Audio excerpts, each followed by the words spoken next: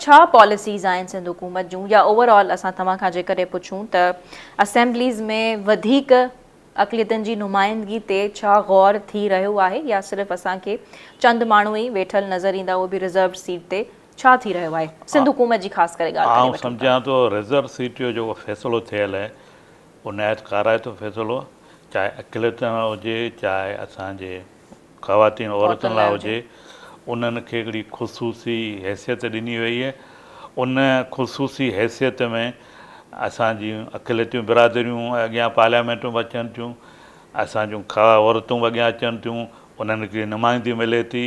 इहा असांजे मुआशरे लाइ हिकिड़ी बहितरीनु ऐं पॉज़िटिव शइ ऐं उनखे कंटिन्यू असांजा पार्लियामेंट कंदा रहंदा ऐं जॾहिं बि जंहिं बि असेंबलीअ में सीटुनि वधाइण वारो जॾहिं बि को अहिड़ो सिलसिलो थिए थो या को त नेचुरली उहो सभिनी फॉर्मनि में वेंदो, औरतुनि जी सीटुनि में वेंदो, अक़िल जी सीटुनि में वेंदो।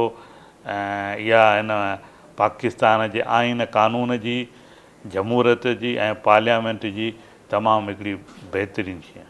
सही। अच्छा सर, अक़लियतुनि जे मिल्कियत जे तहफ़ुज़ खे वठी करे छा को असां वटि मैकेनिज़म मौजूदु आहे या की लॉज़ अहिड़ा? असां इन सिलसिले में एवाक्यूटस बोर्ड बि ह्यूमन राइट्स सिंध हुकूमत जे तरफ़ां आहे। उन्हनि में जेका तव्हां अक़लियतुनि जी प्रॉपर्टी हवाले सां उन्हनि जी प्रोटेक्शन हवाले सां जा ॻाल्हि कयो पिया, उन्हनि में बिल्कुलु कानून आहे ऐं उन्हनि खे राइट आहिनि त कॾहिं बि का अहिड़े क़िस्म जी का कंप्लेन अचे त रजिस्टर कराए सघनि था। सिंध हुकूमत उन्हनि जी पोइवारी कंदी। सही।